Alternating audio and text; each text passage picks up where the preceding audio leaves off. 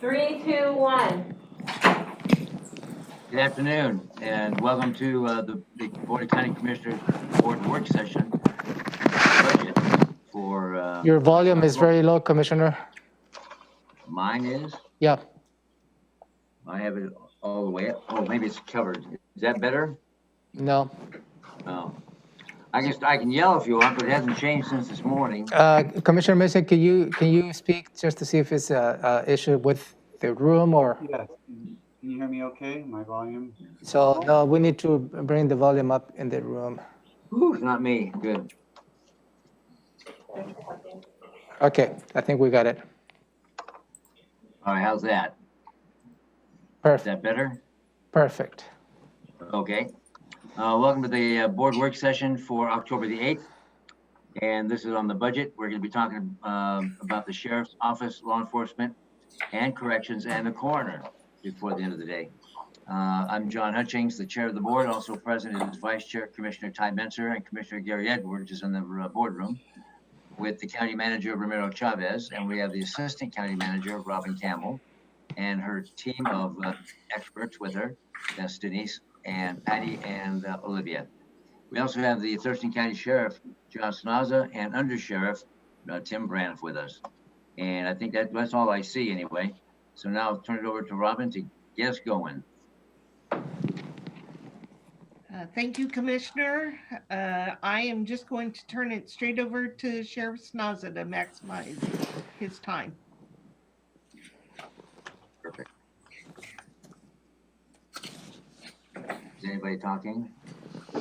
There we go.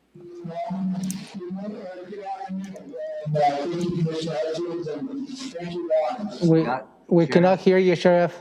Sheriff, the audio, we can't understand a word you're saying. I'm sorry. No, it's very poor. No, your audio is not picking up.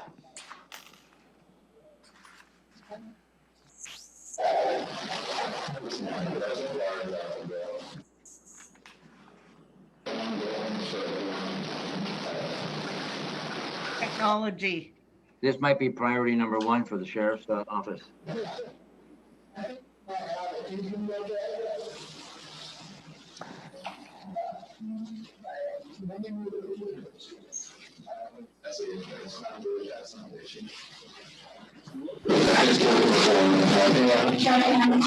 Can you hear me now?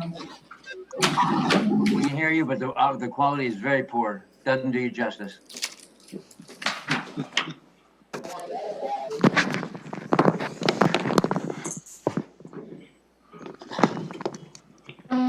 We're trying to audio right now.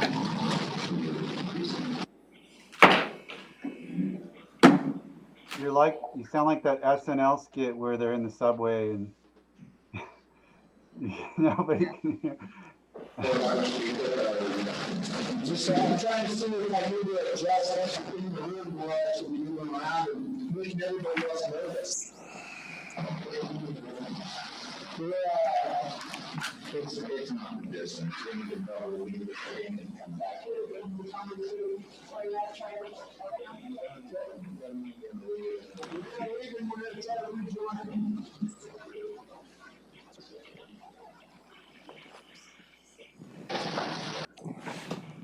They're gonna try to rejoin, I guess. Oh, that's better. It sounded like outer space. So just to let you know, the YouTube feed is still going on, so That's just fine. for you to be aware.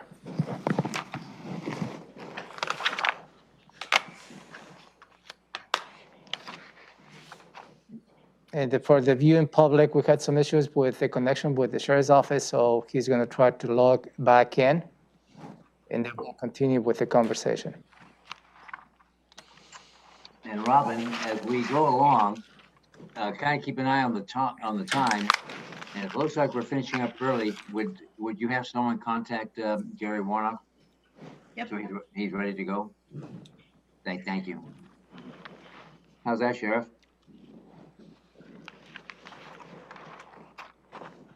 Yes, there we go.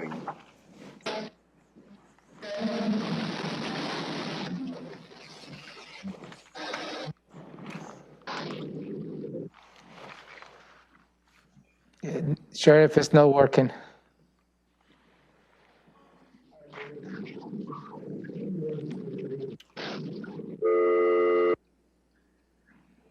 Okay, we'll try another way. Thank you, Dave.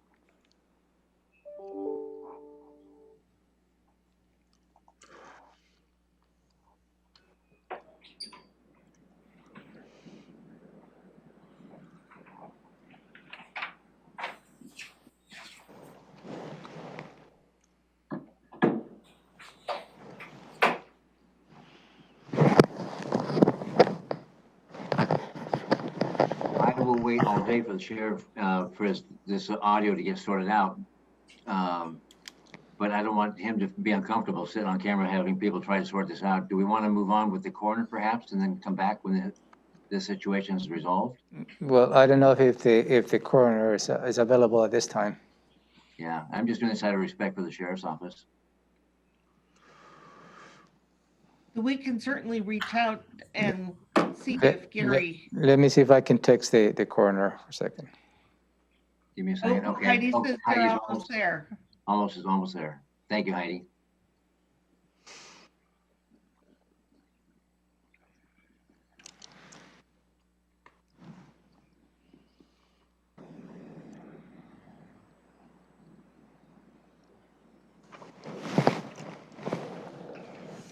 We also scheduled a break between the sheriff, the law enforcement and the corrections parts of his budget. So, you know, we could take a shorter break or Okay. just go right through to not impair the time that he has with you.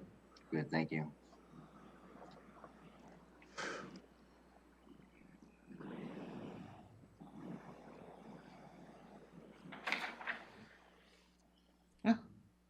Nice new background, Commissioner Menzer. I'm having fun here. Go out to space. Go back to law school.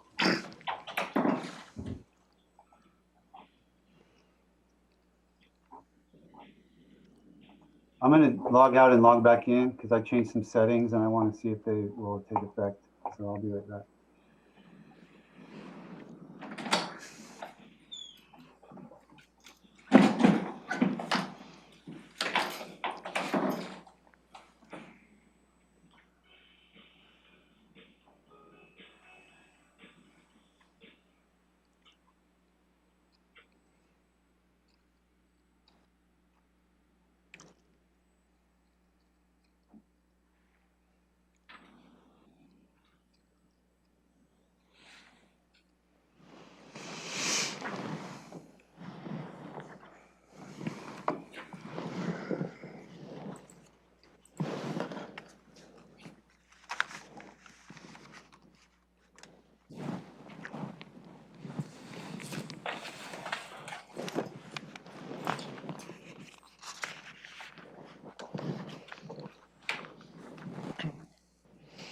We'll see if they can dial into the conference call here.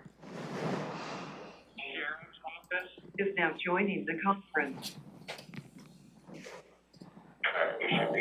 It should, yeah, you're coming across very well. So you need to. Can you hear us okay there?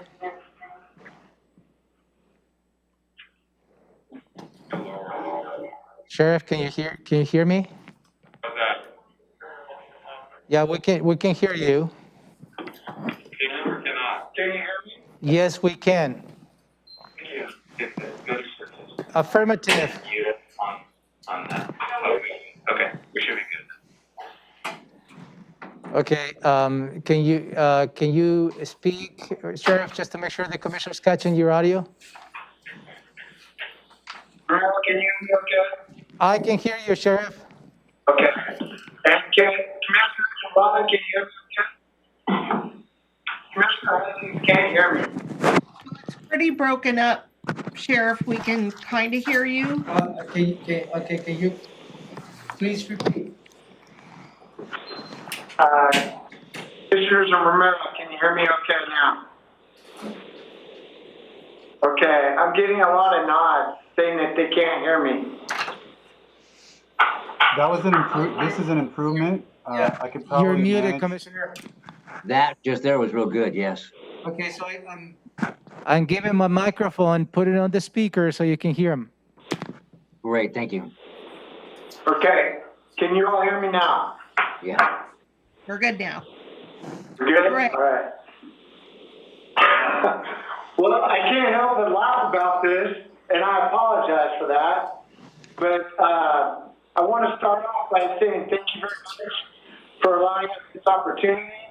And I just wanted to go throughout the room. You probably can't see everybody who is in the room, but I'm going to try to do that for you. I have at the front of the room Chief Todd Toma. I have my executive, Tracy. I have Ray Brady. I have Dave Johnson. I have Tim Braniff. I have Brad Watkins, Gordon Phillips, Heidi Thompson, and Elizabeth Donovan. So they're all present here in the room to make sure that I do the best I can. So earlier I said that how this year has been, and I just want to say that it's been a very unique year, and how this budget process is going, and what we're going to tell you about what we're going to be asking for and how things are going. But I hope it's a two-way conversation that if you do have questions that I hope I have enough staff in here to be able to answer any question you might have for us. So I want to go on talk about our vision statement, or our mission statement, which is in partnership with our community. We're committed to protecting life, property, and individual rights while providing professional and ethical service to our citizens. And I hope that you see that mission statement has probably been more prevalent since the start of COVID than any other time in my career, that we've been seeing the men and women of this agency and how they have stepped up to the plate and done the great things, not only for the sheriff's office, but to serve this community, and how proud I am of each and every one of them to have worked so hard for the citizens of this county. So I want to say thank you very much. And I want to start off by the funds managed by the sheriff's office. And in front of you, I know you've all been provided packets that talks about 2019 actual FTE expenditures. And then it goes into our 2020 budget, second quarter revised, and what we're going to be proposing for 2021 proposed FTE expenditures. And the amount in pending revenue is $560,000, 452, and this is not included in the above. And this is cash that is booked but not available for spending until cases are adjudicated. So we have those funds, they're just not available to be able to be used in our budget. So in our fiscal year 2020, we have 116 and a half funded FTEs, and that excludes the 2 FTEs that have been unfunded for the 2 deputy positions. But in total, I have 94 commission positions from the sheriff, the undersheriff, the 2 chiefs, 2 captains, 4 lieutenants, 15 sergeants, and 69 deputies. I have 22 and a half. Well, I don't know how I divide a half of a citizen, but anyway, that's a half a position for finance, which is half funded by corrections and half by law enforcement. In our fourth quarter amendment is when we had the two deputy positions, the funding for their positions were cut, but you did not eliminate those positions, and I want to say thank you for that. So, any questions on that page? Hey, Romero? Yes, I do. Yes, Sheriff. Hold on, Commissioner Hutchins has a question. Can you hear me, Sheriff? Yes, sir. Okay. Sheriff, you just talked about that 560,000 and change that's pending, and it's not available until the case is adjudicated. Do you get that whole amount, or you get just a percentage of what's actually paid? It depends on the adjudication. It would depend on the adjudication, and if it went in our favor, yes. No. No. 10%. Sorry, yeah, at the end of. Sorry, if it is adjudicated and it goes in our favor, we get 10%, or the state gets 10%. We would get the rest. Okay, so that'd be 10% of this if it's all 100% paid. Yes, sir. Okay, thank you. All right, next page. For our challenges, Heidi, when you look at me, Do they want me to share the screen? That might be. Yeah, Heidi, if you can share the screen, that will be fantastic. Okay, So we thank can you. follow your PowerPoint. No. Then open your PowerPoint.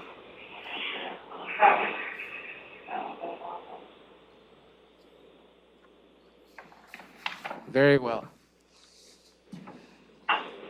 Yeah, that will be helpful for the public as well. Thank you so much. thank you. Let's go to our challenges. There you go. All right, our challenges, meeting minimum staffing for our labor contract, requirements without accruing overtime. By doing that, we're talking about shift schedules that are monitored by our supervisors. We're making adjustments. Obviously, our partners, partnering with other agencies and reducing the services that we provide. Other agencies, initiatives, such as our law enforcement assisted diversion program and our bail reform, which we believe that it will increase our response times, basically due to if we're doing lead program and waiting for individuals to meet our deputies to do transition with individuals that we meet that we believe will benefit from the lead program. One of the other challenges that we're going to be seeing is the fact that through not only through WASPIC, the Association of Sheriffs and Police Chiefs, and the Washington State Sheriff's Association, but I do believe through legislation this year that there will be legislation in regards to body cameras. And that is a meeting that I am hoping to be able to meet with you and talk to you about it and get some more information out there. But I do believe that you should be aware that it is going to be a proposed piece of legislation that we've been told and that WASPIC and the Sheriff's Association is supportive of.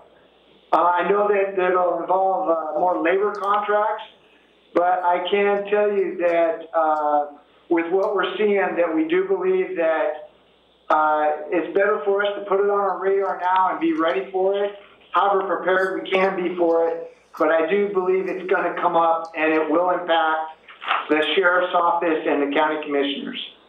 So, so then I'm going to the next slide. And I'm going to do our policy level request. Can you go back?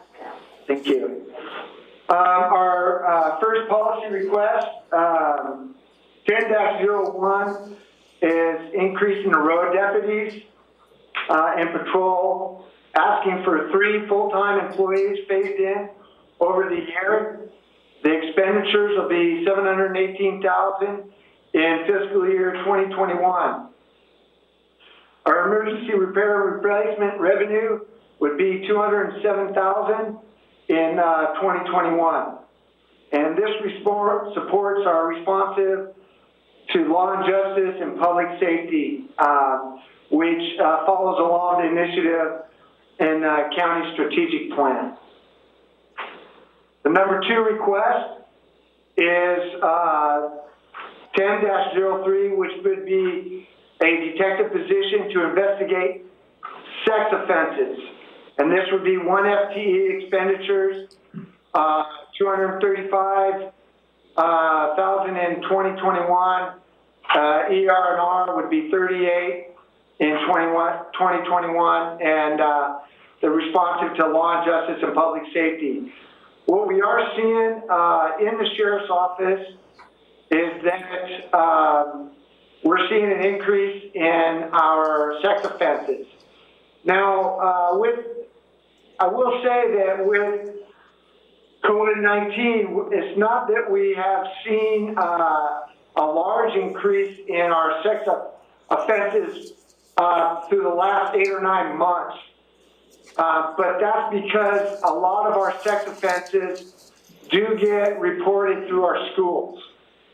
And because our kids aren't in schools, we're not seeing the reports that we're normally seeing through not only sex offenses, but also domestic violence cases.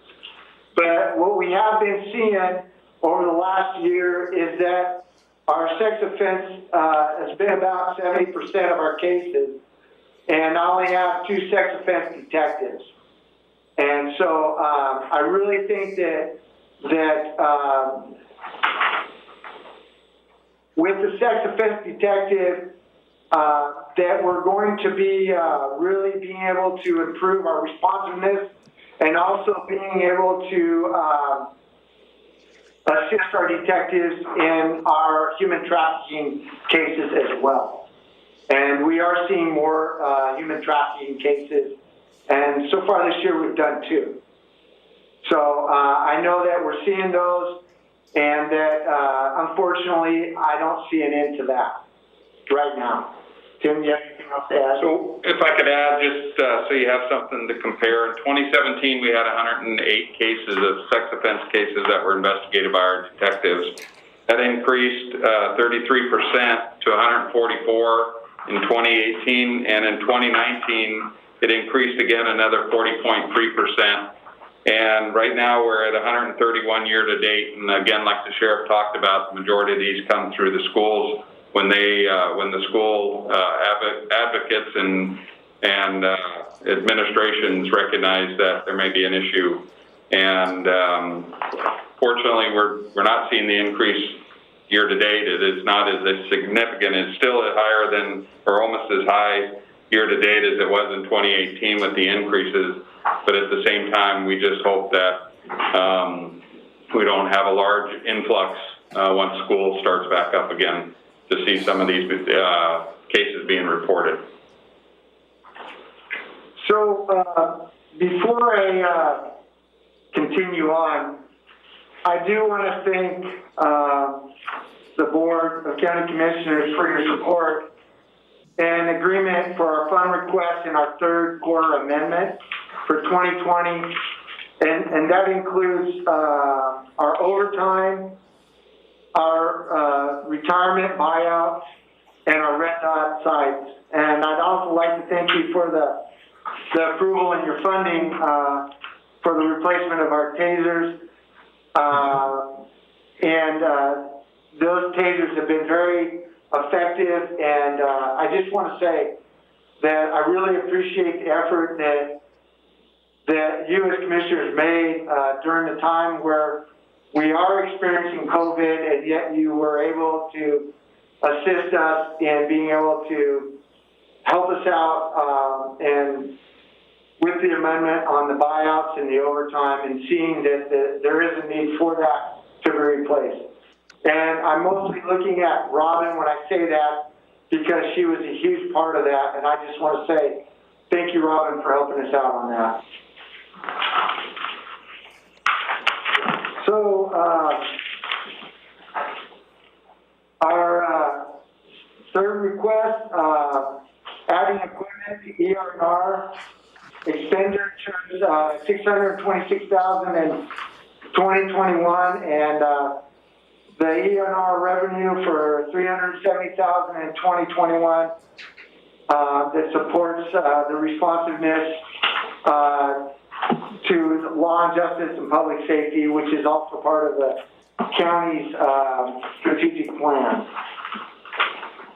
And then also priority 4, 10-4 is the Rochester School Resource Officer, which is 1 FTE. Expenditures, $86,000 in 2021. ER&R contract revenue for $41,000 in 2021.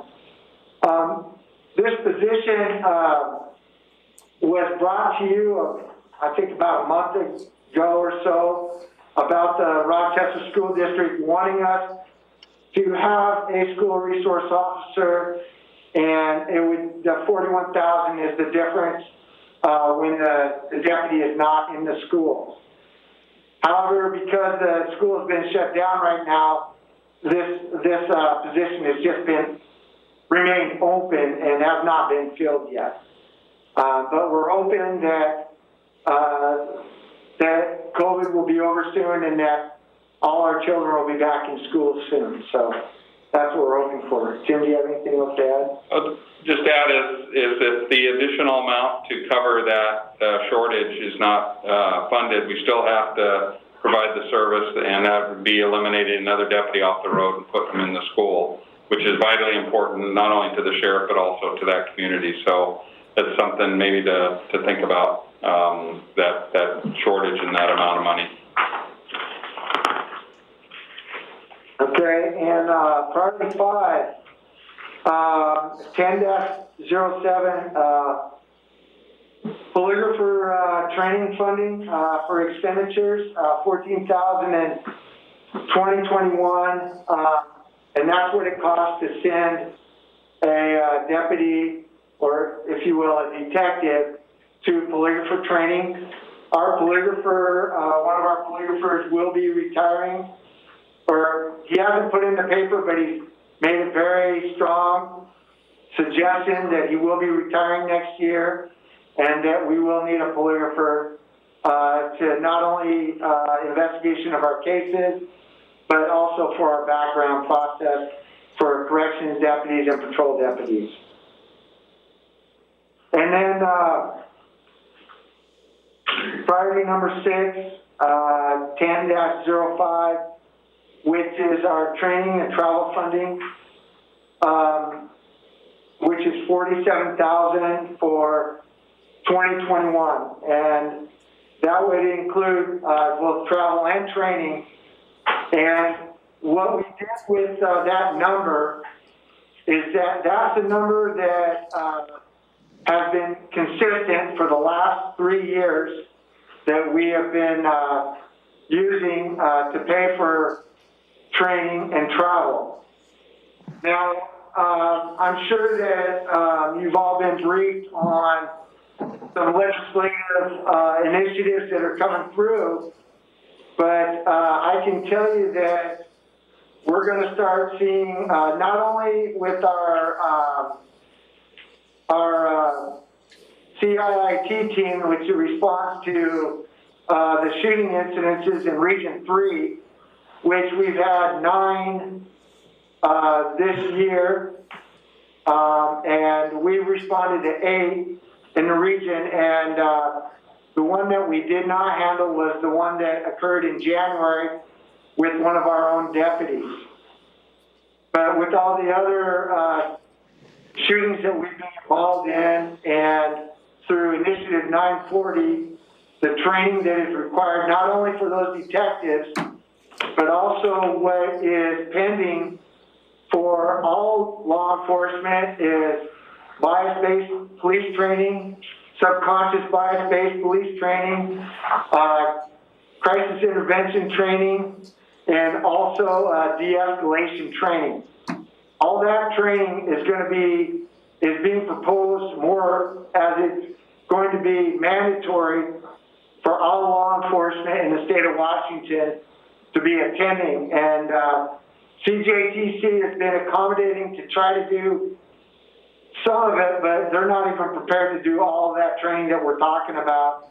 And so a lot of this is being, if you will, by Zoom, like what we're doing right now. But I can tell you that once COVID's over, we'll be needing to send our deputies up there for that training, crisis intervention training. I know Commissioner Hutchings is very familiar with, and it's a 40-hour class. So the overtime involved to replace that deputy while he or she is attending the training. De-escalation training is about 3 days. Bias-based police training is a day. And so that's not even including what our investigators are going to have to go through in the training for what they're being asked to do. So that's not even including all the other training that we're having our people go to for career development and for our instructors to go through training to be able to instruct back here at home. And we have throughout the years have been working to try to do more in-house training, if you will, and that's what has kept our costs down to where the proposed request is at $47,000, because we have been able to do a lot more training for that, especially when we're talking about supervisor training, career development training. We've been able to hold that at our own facility, so it's just the time. So, but I'm open up to any questions if you have them. Commissioner Menser, any questions? Yes. Oh, go ahead, I have a sir. few. You can take that off. Circling back to your issue of the body cams that might be coming down the pike, I was just wondering if there's any talk about, I mean, would this fall under the statute about unfunded mandates? I mean, is there talk in your circles about whether the state would provide any funding for that if they required it? He was asking about body cameras, if there's going to be, if we think there's going to be reason, if it's going to be an unfunded mandate, or if we're hearing word that it may be something that's funded. All right. So Commissioner Menzer, I do believe that it will be an unfunded mandate, unfortunately, because I don't know where the money's going to come from, if it's going to come from the state or the federal government.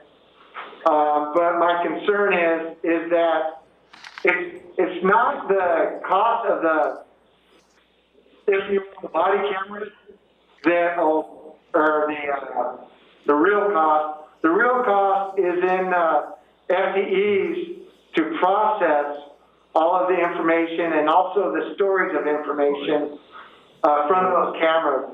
And those are the two major concerns that I have, is that right now we're trying to get a better cost. And that's why I suggested that we have a meeting in the future to talk about it, whether it's a initiative or a funded mandate or non-funded mandate. I do think it's something that we in law enforcement should be really looking at as a sheriff's office, and how we're being responsive to some of the concerns that the citizens have been demonstrating over the last few months. I really think it's a way that we can show that we hear you and we're taking the initial steps to be better than what other people are doing. That's how I'm looking at it. Ty, may I add to that? Yeah. I'm on, being on this, the governor's task force and advisory group for independent investigations of police use of force. That's been coming up quite a bit, is body cameras. And I'm on that advisory board representing WASAC to make sure just what you're saying, hopefully doesn't happen. That's an unfunded mandate, that there's going to be increase in equipment, increase in training, that money has to come with it. The counties in the state just don't have it. And about 10, 12 years ago, I did a research project for Olympia Police on body cameras. And just as the sheriff said, The real cost isn't in the equipment. It's in the training. It's in the storage of these body cams, and then with the public disclosure, because he'll just be killed with public disclosure requests for the cameras, because that makes great TV and entertainment. But we're working towards not having it. I'm okay. You never know. Thank you. You have more questions, Si? I do. A couple more. Second question was, I know during the pandemic, you guys have really done a good job of adapting to a whole bunch of different changing factors. And I know one of those things was kind of taking a different approach to trying to limit in-person contacts because of COVID, taking a different approach to low priority calls, maybe doing those with phone interviews and stuff like that. Have any of these things that you've done to adapt maybe gonna be a long-term policy change that would work in the long term, or is it all just kind of stopgap? Let's get through this crisis and then we'll go back to the way we did things before. I'm just curious on your perspective on that. Okay. Just so I understand your question, you're asking me about how we've been doing our duties on the road and are making arrests, and are we going to change that, or is that going to change in the future? Is that your question, sir? Yeah, like have any of the COVID changes suggested long-term changes for your way of thinking versus, no, this is just a Band-Aid to get through the pandemic? Sorry, we're just a little strained on audio here. I just wanted to clarify. So he was asking if the things that we're doing currently as a response to COVID, if those things are things that we're looking at a future policy change, or if we think that it's just kind of a Band-Aid and we're going to revert back to the other way of doing things. So, Commissioner, one of the not just one, but several things that we're seeing is that when we did our advanced management meeting a couple weeks ago, we were able to look at what calls have been responsive or what we haven't been responsive to, and we've been seeing that because people are staying home more, we're seeing that burglaries are down. We're seeing that the biggest thing, and also domestic violence, believe it or not. But just so you're aware, is that we do get a lot of, we respond to a lot of domestic through schools, through kids reporting it or something like that, or sex offenses. But what we are seeing is that with COVID, the only big increase that we're really seeing is vehicle prowls are up because there's more cars in the driveway, and we're seeing that fraud is up. And I don't know if that's because more people are learning about the computer and how they can figure out how to take money or not, I don't know. But those are the two things we're seeing increase in. We are seeing a decrease in our criminal sites and our infractions because our deputies aren't making as much contacts. But one of the big things that we are seeing that is definitely not a good sign is that we're seeing more vehicle pursuits. And the vehicle pursuits we're seeing is that, I don't know if that they just choose not to want to listen or be part of the system or not, or they just choose not to want to stop for us, or if it's just that they have warrants or outstanding warrants for their arrest. But when I give you the talk about what we're seeing in corrections, it'll definitely show you that we have been mostly only looking for Class A and Class B felonies because of the warrant process and the lack of, if you will, the shuttle bus. And I'll talk a little bit more about that on the corrections side, but a lot of our warrants are not even being confirmed. So during our contacts either. So, yeah. If I could do one more and then I'll pass it to my Steve. I think this is of general interest. One of the other requests that we're considering is increasing our funding for the animal services so that so we have the same level as the cities, and the sheriff's office doesn't get any calls or doesn't have to deal with any response in any situation, basically. And that's because of ins and outs of the JASCOM budget. That's going to be $241,000 if we did that. And I wanted to hear your perspective on how much, if we did that, how much value would that provide to you guys in terms of reduced dealing with animal issues? Does that sound like it's worth it to you, or does that sound like way too much given what you guys put into it? Got it. So, and you and I, we've had this talk before. Obviously, I would like the same response for county citizens as city response gives. And so definitely, is it a benefit to the citizens in unincorporated Thurston County? Absolutely. Is it a benefit for all of us involved? Absolutely. I do think that obviously in budget times, asking for that much money, I just hope that obviously you know more about the investment than I do as far as it comes to investing in the services and the expectations, because you're on the board. And so my only comment would be is that I've always been for Thurston County citizens being treated the same as city citizens are when it comes to animal services. And that's because animal services has a sheriff's commission. And if it benefits the city more than the county, it doesn't really seem fair. So by you bringing this up and more concerned about it, I do think that the investment of being able to handle all animal complaints the same as they handle the complaints in the city, I do think it does benefit the taxpayer in unincorporated Thurston County. Yes. Thanks, Sheriff. I'll pass to Chief Edwards. You're muted, Commissioner. Dag nabbit. Gary, you got any questions? No, sir. Okay. And I don't have any follow-up questions. I just went through and did the math, and it makes sense to me now. All right, I have no other questions then.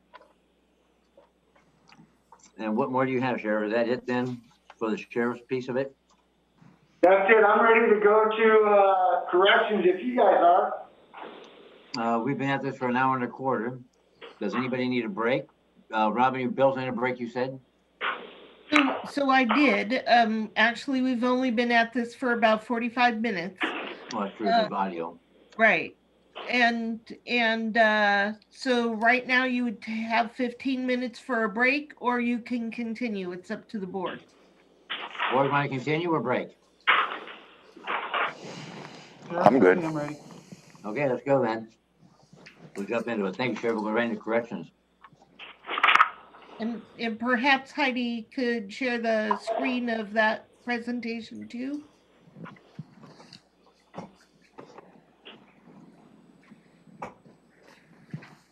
Uh-oh.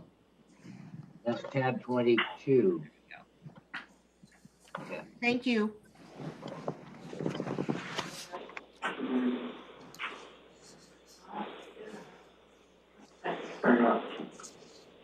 Okay. Sheriff's Office corrections, in partnership with our community, we are committed to protecting life, property, and individual rights while providing professional and ethical service to our citizens. So, that's small right there. Yeah. So fiscal year 2019 actual FTEs and expenditures, 129.5 budgeted FTEs, commission and civilian. 2020 budget, second quarter received or revised, 127.5 budgeted FTEs, commission and civilian. And for 2021, proposed FTEs and expenditures, 134.5 requested FTEs. So, for fiscal year 2020, we had 127.5 funded FTEs, and this excludes the 2 unfunded correction deputy positions in fourth quarter amendment for 2020 that was during the same time that it was approved that not only do you cut 2 correction FTE deputies, but 2 law enforcement deputies as well. At current time, we have 106 commissioned FTEs, which includes 82 of them being corrections deputies, 14 sergeants, 7 lieutenants, 2 captains, and 1 chief. In 2021, we have the temporary position, a sergeant position, that was originally funded by CJTC. He is returning back to the sheriff's office. And we have 21 and a half civilians, but 14 of them are correction technicians. And then the finance position, that half position, it's funded by corrections, and the other half is funded by law enforcement. In 2021, we are going to request, or let me do the, first off, let me just do our challenges and now go into what our requests are. For corrections challenges, the first part is going to be our sufficient level of staffing. During our COVID-19, obviously the issues that we're facing are the separation of inmates, testing, awareness, and the biggest challenge that we've had, to be very honest with you, is the miscommunications that not only have we had with corrections to the community, but corrections to the board. And we definitely need to work on better communications of how we communicate what issues we are facing and the challenges that we're seeing to keep you all more aware of what's going on. And to be really very frank with you, more involved about why we're asking what we're asking for. So, our first priority request is B11-02 is from the treatment and sales tax funding for psychotropic medications, and the expenditures is $6,000 for 2021, and it supports the responsiveness, law and justice, and public safety initiatives in the county strategic plan. And I can tell you that I wanted to put that out first because it really is the most important part. Although it might be the lowest amount of money, well, it is. But the point is that the importance of being able to maintain those medications when people are going to Western State or something and needing to return back to county, and then them refusing to be able to take it, whether it's involving with insurances or not. So it's really important that we have the funding for these medications for our mental health individuals. Priority number 2 is policy request 11-04, the Voorhees and Robertson staffing study. I know that you all are aware of the staffing study because you were all part of us making sure we had that staffing study. And that staffing study was agreed to prior to Commissioner Menzer, Commissioner Hutchings, And also prior to Commissioner Edwards, the prior commission, when we moved into the new jail, we had stated, we at the sheriff's office and as a commission had all agreed that we should have a staffing study to understand what the staffing should look like in a new facility. And it took a couple of years to get this, and I see Robin smiling because it did take us a while. And I really appreciate the staffing study. And since the staffing study was conducted, it was recommended that we get 12 FTE. And the board, actually, this current board approved 7 of the 12.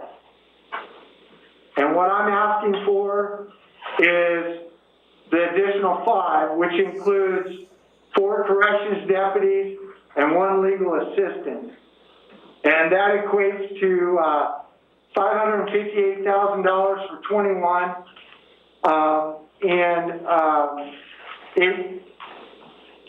The big part about it is that that's a staffing study that was done for the way the current facility is designed. It doesn't even talk about how we were looking if we did a flex unit, because we've all been talking about it and it's been put on the back burner. It was brought up, put on the back burner. And where I'm at is that staffing study simply reflects the staffing study of the current facility and what is needed. And that is even with when Voorhees came in and also did the staffing study that included our shift schedule, which was proposed and agreed upon by not only the corrections bargaining unit, but also by, at the time, the past commission. And this is the best schedule that we can work, and they're still saying that we need the additional 4 corrections deputies and the 1 legal assistant. So, all right. Priority 3, request 11-08. This is a unique request, and it's basically due to the COVID and how our off-site court is going. And we're asking that for 3 correction deputies for the off-site courtroom. And that's $392,000 for 2021. And the biggest part about that is that not only are the deputies off-site, off-campus, but we're also going to be having, if you will, court at best on campus, yet alone having video arraignment and video court at the corrections, at the jail. So we're needing all of those bodies for all of that. And also the part is that with the part about how inmates are not to be restrained anymore while in front of the judge or in front of the jurors. And so we're all about the safety part, and we also, when I say we, I'm also including Chief Todd Tolan in this study, that we deemed that we're going to need at least 3 because of the courtroom presence, but just being mindful that we don't have a place to, if you will, detain anybody if they're not in court. And for use of bathroom facilities or being able to be transported, we're going to need those 3. And that's why we're making that policy request. If I could just add a little bit to something to maybe as a tickler or a reminder that we're already down with a certain number of vacancies due to attrition and other resignations or waiting to get individuals employed. We have the impact of that off-site courtroom that is going to, that progression is going to move forward, and so we're going to have a responsibility to have those 3 deputies there. But the hiring process that it takes to get those 3, plus to fill our vacancies, plus to if we get additional deputies, is also going to impact not only the overtime, but it's also going to impact the level in which the deputies are being called back in, the correction deputies are called back in to work specific shifts and their limitations, and making sure that their health and safety and welfare are being attained to, or worked out, and the care for them is appropriate. So these are some of the things that this and other things will have an impact on the staffing levels. Hey, Tim, how many vacancies do you have right now in corrections? 4. So I'd also like to comment, if I could, on the deputy need for the offsite courtroom. This is part of the ongoing cost that Romero and I have talked to commissioners about. We continue to be hopeful that Congress will take some action to cover these costs in the future. But if we're going to operate the offsite courtroom for both Superior and District Court, we need these deputies to be able to take in custody defendants to the site. So I have, because the court would like to start trials in November, I have encouraged the sheriff to go ahead and hire these now. We'll pay with COVID funds as long as we can, and then we'll find a way to fund them into the future. Thank you. Very good. Very good. That's good information. So can we say that's approved? Do you have more information to go? We're rolling, it's approved. Friday. Nice try. Oh, Romero's here, okay. Do you have any more of the presentation to go, Sheriff? Just one last one, sir. Okay, go ahead. Priority number 4, it's a policy request, B11-03, and it's funding for contract housing. And this is, we have not had anybody in contract housing since October of 2019. So what my fear is, and again, this is on your radar, is that if we ever get back to whatever normal is, and people start going to jail, my fear is that when the jail gets full, is I want to make sure that the cost of the money that we're asking for, the $31,000, is because that sheriff in Lewis County raised his rates from $66.56 a day to $75 a day. Good. And he has not been returning any of my phone calls about the increase. But I'm just making you aware that if we get into that, that's what we're looking at. But I just to be very, very frank with you, I don't really know what the jail situation is gonna look like next year. I'm just saying that if it goes back, kind of reflective to what Commissioner Manzer's question was, is that are we gonna set different priorities, or policies, or change things the way we do things because of COVID, or go back? I do believe that other law enforcement agencies will want to go back to what they were originally doing. That impacts Thurston County Jail as well. I know that Also, just to add that we have been very productive with the LEAD program. We're working on it, and also working with free trial. So, I know that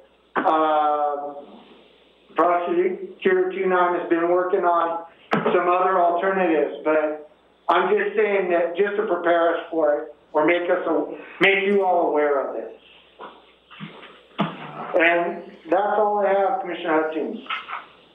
Thank you, Sheriff. Commissioner Gary Edwards, questions or comments? No, sir. Got it all. Good presentation. Uh-huh. And Commissioner Menser, questions? Nope. I was hesitating because I didn't want to jump in before time, but I wanted to commend Take that not off the only screen. you on this presentation, but also Todd, Chief Tolman, what he's doing, keeping things in the jail afloat.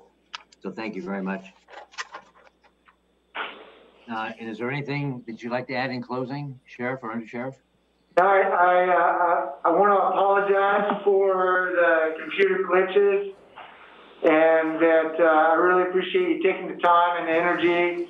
And I really definitely would like us to be able to have more conversation about body cameras, and just making sure that it's on the commissioner's radar, on Romero's radar, and on Robin's radar, because I do believe that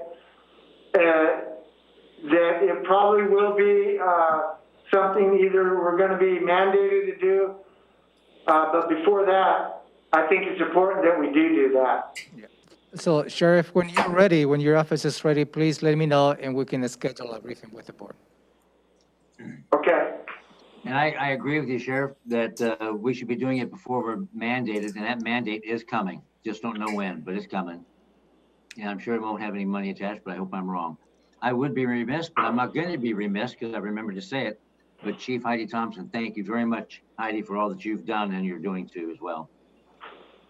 Welcome, thank you. Thank you, Heidi. You too. All right, thank you all. Thank you. And we'll take our break now while we get the coroner on the Zoom.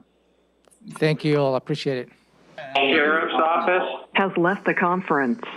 It will be.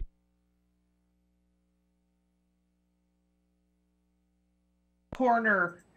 Okay. So we'll let you know when he can join us. Okay, thank you very much. We'll be back shortly then. All right. Thank you.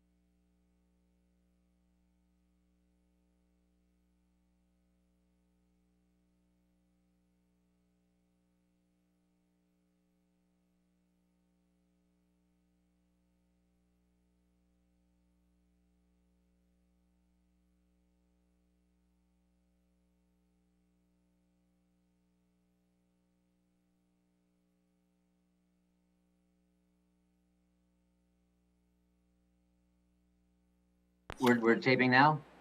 And 3, 2, 1.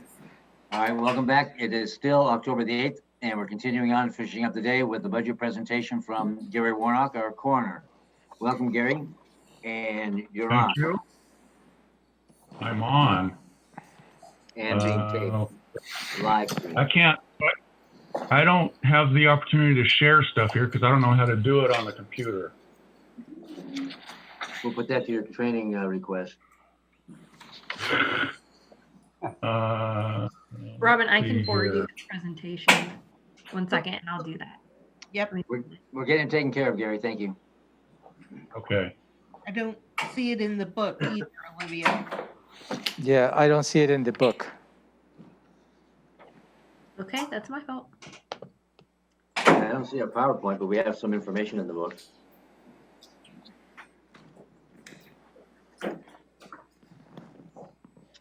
Here we go. Forwarding it now. I apologize. We can add this to the 2021 challenges, perhaps. Olivia is the challenge today. I'll just print it. Chalk it up to 2020. Thank you.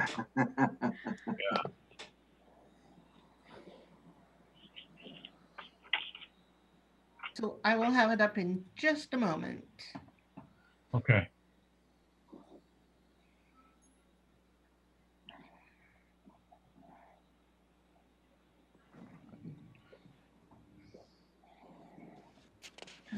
Criminy, what's it doing?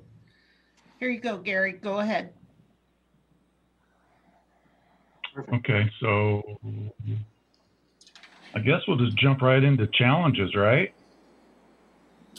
What's next on the slide? Is the coroner, coroner's office. So for Okay. any of the public that's watching, you might want to say a little bit about what your office does and what your budget is. Okay. So we're tasked with the review and investigate every death that occurs in Thurston County. And just for the record, there will probably be approximately 2,700 deaths reported this calendar year. And then through the deaths that we investigate, there's a comprehensive and unbiased report that is written for each of those cases that are investigated. Autopsies are not conducted on every death that we investigate. They're generally done on all homicides, traffic-related deaths, industrial deaths, and any death that we suspect is suspicious, which would be also included overdose deaths. We work closely with the medical community, law enforcement, and fire department personnel. One of our toughest jobs is that we notify the legal next of kin after a death and after identification has been determined. We also inventory their personal property and turn it over to their heirs. We operate 24 hours a day, 365 days a year.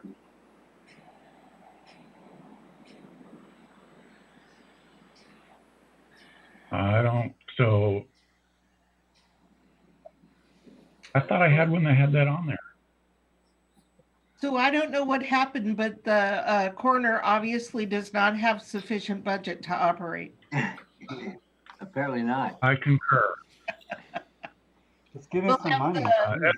We'll have the financial plan up in a moment to show this year. And you have a 7.5 FTEs. Gary, is that right? Yeah. Yes, correct. 7.5 FTEs.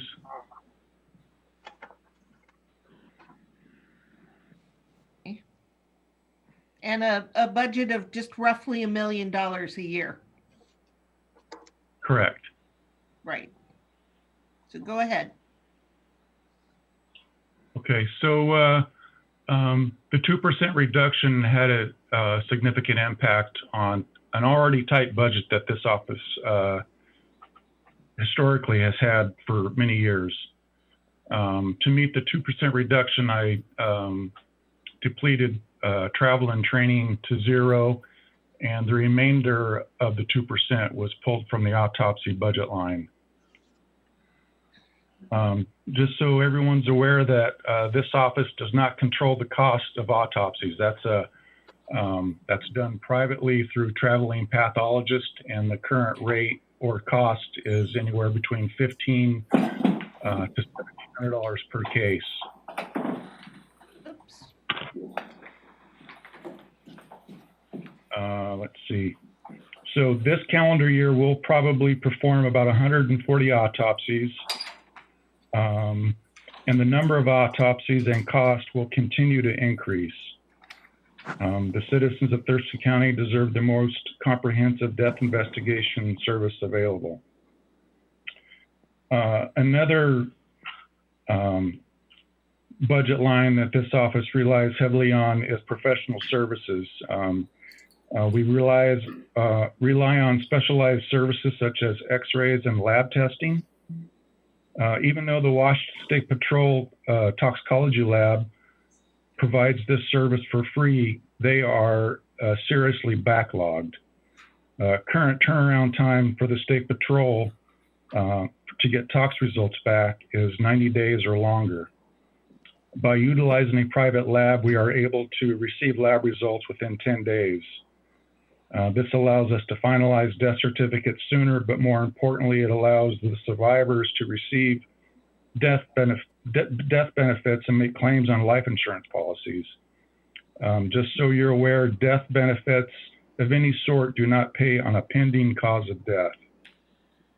So the outsourcing for the specialized services, especially for toxicology, is roughly $225 per case. We don't send every case to the private lab. The only ones we send off are the ones that are suspected overdoses and a high profile such as homicides.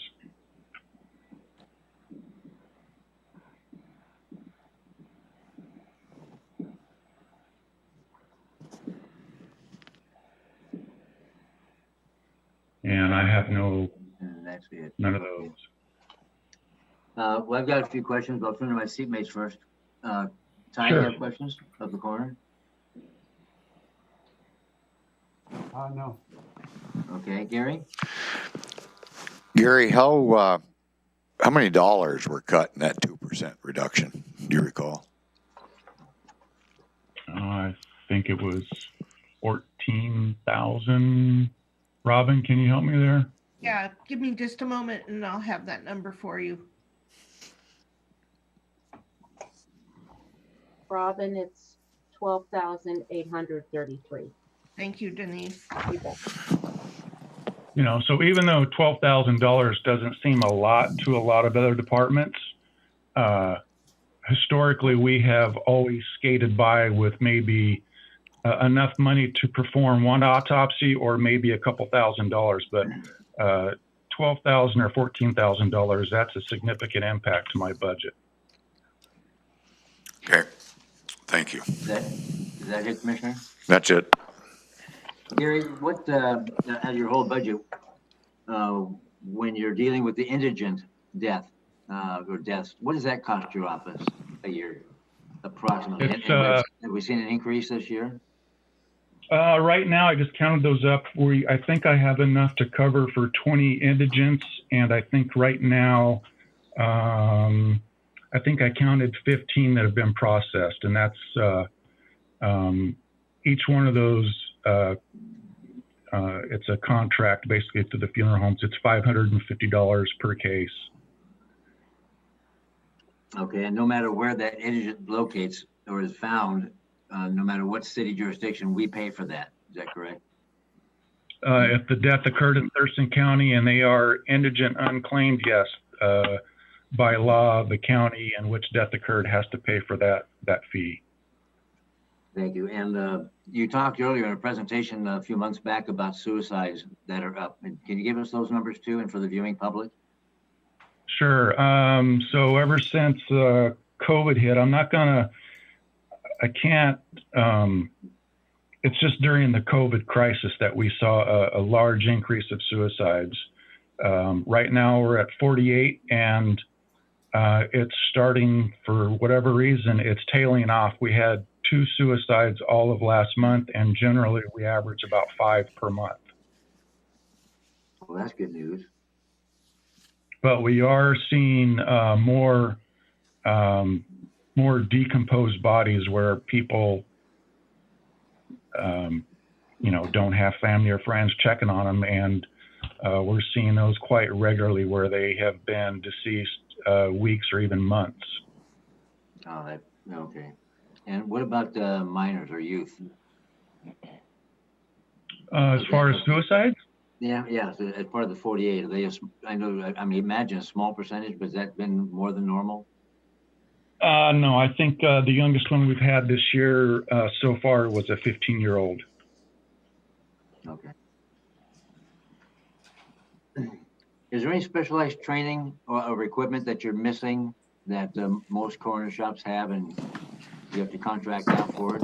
I'm not talking about autopsies. Yeah, X-ray machine. An X-ray machine? Yes. Have you checked offer up? Yeah. I imagine those things are quite expensive. Do you have any idea what they cost? And what would you use it for? $50,000. It's more of a portable X-ray machine. So it's nothing, that's bolted into the floor or anything like that. Is that for looking for evidence and such in a body? Yeah. So So we X-ray every fatality where it's a house fire or a car fire or something like that. Those are X-rayed. All gunshot wounds are X-rayed. All infants are X-rayed. And homicides, I would suspect. Yeah, that would be it. I thought I left one out, but that's it. That's fine. The hospital handle that currently then? Yes, the hospital does, and they charge me, it's just shy of $300 per case. Okay. If we were to purchase an X-ray machine, Gary, would that save money in the long run, or would we need someone with the skills on how to operate it? I think that's out of my area because we don't have one, but I know other offices that do have one. They just have someone that's a staff member that's been trained on how to perform the actual process. So how many of those do you have a year then, where you pay the $300 a case? Oh, geez. I would have to. Let me pull out my book for this year real quick. Okay, hold on. Sorry to catch you off guard, but it's a good, it might be a good investment.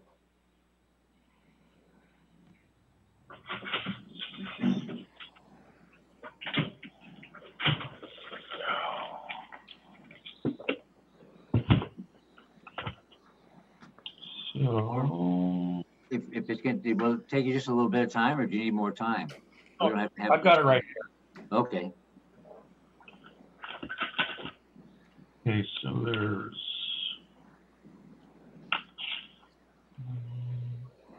1, 2, 3, 4, 5, 6, 7, 8, 10. 11, 12, 13, 18, 14, 15, 16, 17,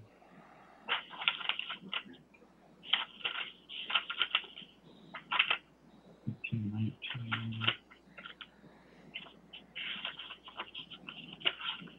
20.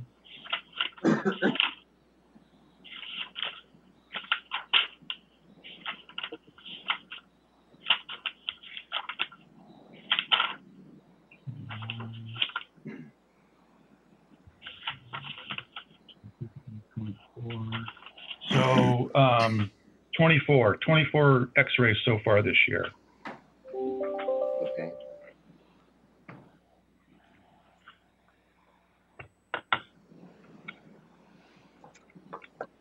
Does that seem like a typical average year, or is it low or high?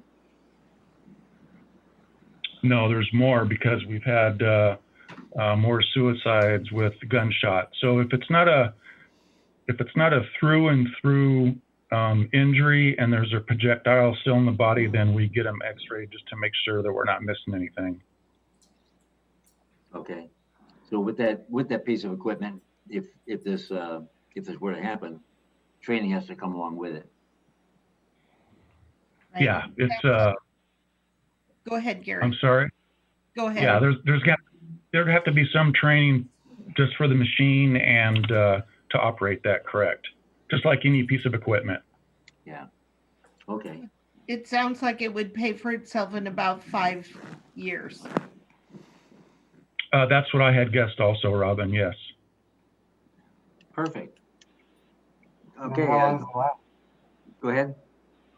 Is it something that's got a life of 20 years, or is it like a computer in 3 or 4 years you need a new model?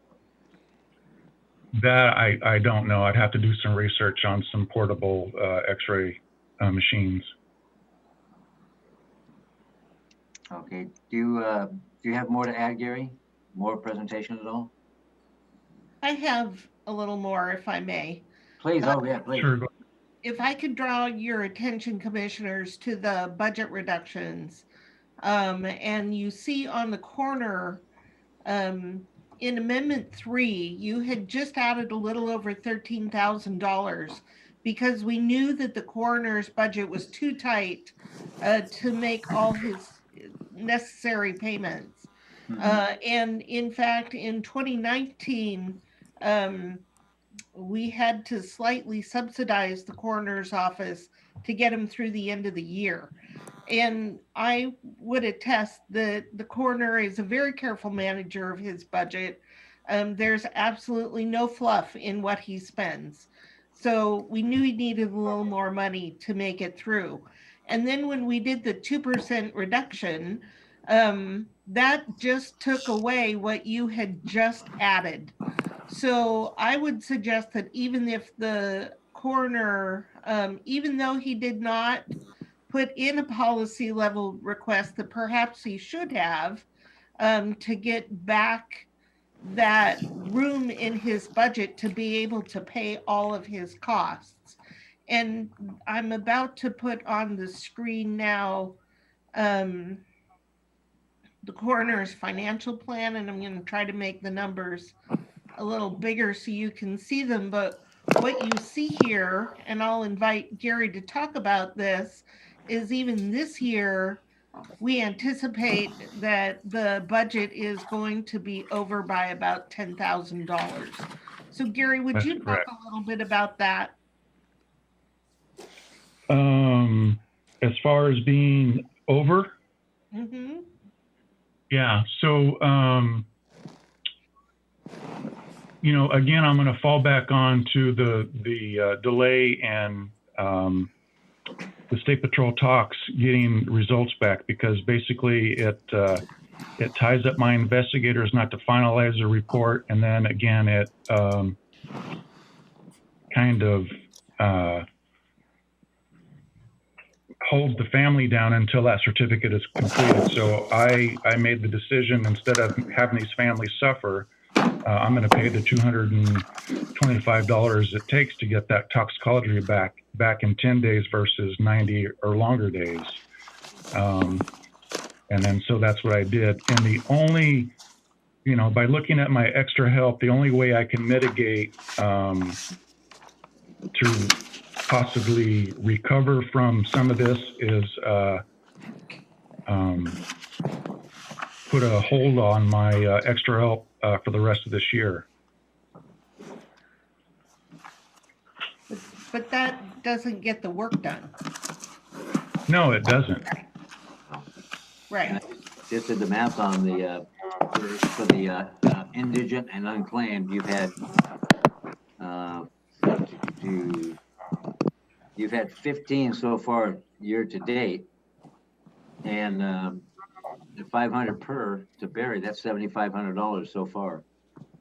Yeah, 550 per, and I have I have 2 in my desk, and I have another one coming from a funeral home. So there's 3 right there that I know that are coming.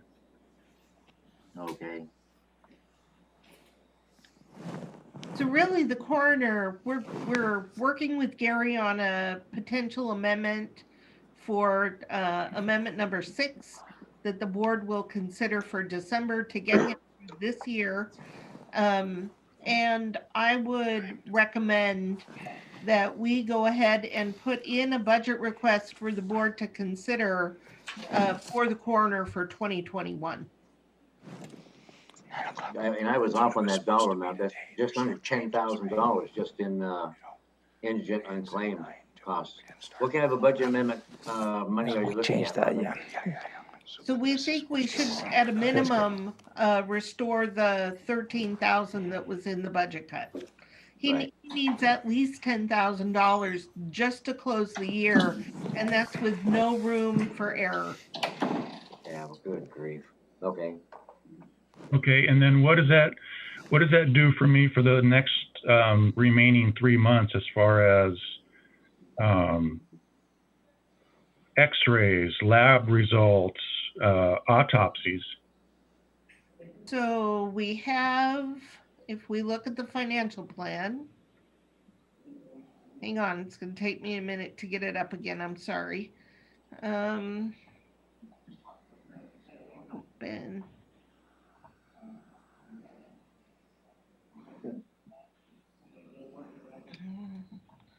Make this bigger. So in this financial plan,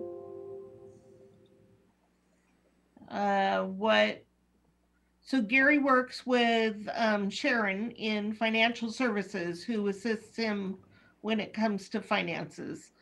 And what she has built into this financial plan, for death investigations, there is about 3,200 for the rest of the year. For autopsies, she has estimated an additional, it looks like about 65,000 for the rest of the year, if I'm looking on the right line. For indigent burials, there is another 3,800 through the end of the year. So she has made some estimate of future costs for these things, but that still leaves you short. Golly, yeah. Well, we gotta fix that. That is what I'm Yeah, saying. we gotta fix that, Gary. Okay. So you're gonna put that together, Robin?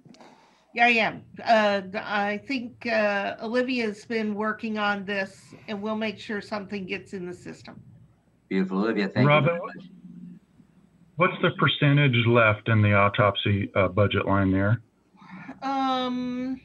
It was less than 65,000. It's got to be. So no actuals through August. The original budget for autopsies was $186,807. Through August, your office spent $130,135, and for the rest of the year, that leaves just under 66,000 available. By now, you would have September numbers. I don't have those here, but we'll be able to factor that in and again, figure out what you really need. Okay.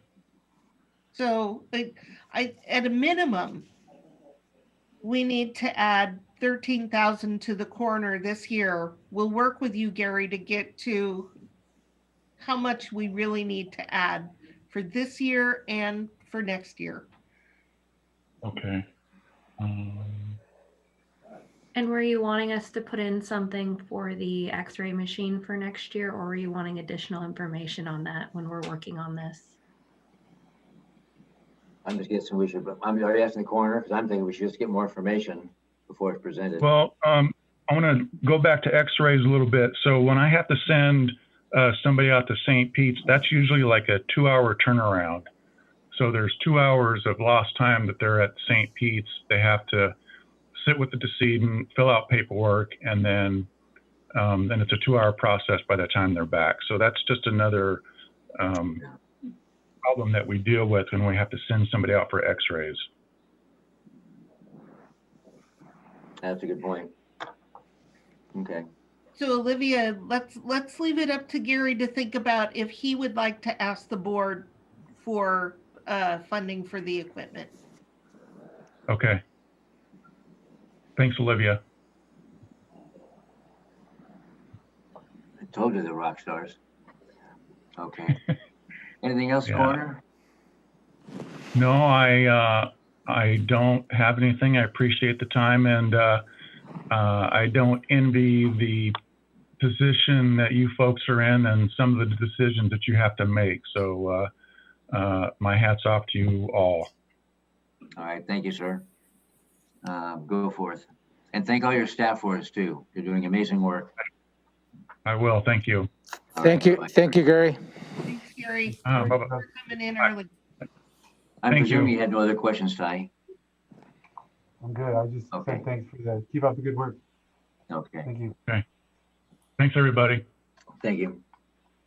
And that is it for today. That Yes, is it yeah. for today. So let's do a preview of tomorrow. Yep. And we will be continuing with Law and Justice. Getting to the right page here. Tomorrow morning, starting at 9 a.m., you'll have a conversation with Superior Court, then Juvenile Court, and the Clerk's Office. After your lunch break in the afternoon, you'll be talking to District Court, the Prosecuting Attorney, and Public Defense, and that'll wrap up the week. Beautiful. It's been a fun week. It's gone quickly. It really has. It is. But the way it's all laid out, I'm not being facetious. The way this is all laid out and the way this presentations have been going has been great. It really, really has been very beneficial and easy to follow. As I mentioned, Ramiro, the budget requests are just much simpler. And sometimes they're big, and I don't know that we have the money for them, but they're simpler to understand than a lot of the amendment requests where seems like there's all this patching money from one place to another, and I don't know, just a lot more hard to understand minutia in the amendments. And these are more high level, easier to understand what the request is. That's because we are focused on only the high level policy requests, and you don't see all of the behind the scene maintenance level and technical transfers and a lot of the rest of it. It's all there, but staff have managed that for you. You're in these presentations. We'll get there. You'll see it in November because the board has to make decisions about the entire budget. But in these conversations, we're asking you to focus on the policy decisions. I really appreciate, Robin, you, Olivia, and everybody else that working with the coroner on this too. Thank you for that. Yeah, we're happy to assist, Gary. Yeah. I would also say that offices and departments recognize the times and the uncertainty of the economy and everything going on with COVID, I think has led to some discretion and people have held back, if you will. I don't see some of the requests that I had expected to see or that we normally see in a budget cycle. So people held back. I expect next year the pent-up demand will come. I agree. I was surprised at some of the things I have not seen yet. So that was refreshing. Yeah. Okay, Ramiro, anything? No, sir. Thank you. Well, I guess we're going to go ahead and adjourn this meeting then. The gift of time. Thank you very much. And you'll come around and pick up these voting slips. Yes, I'll be around. Okay, thank you. Thank you. Thank Thank you all very much. Have a good night.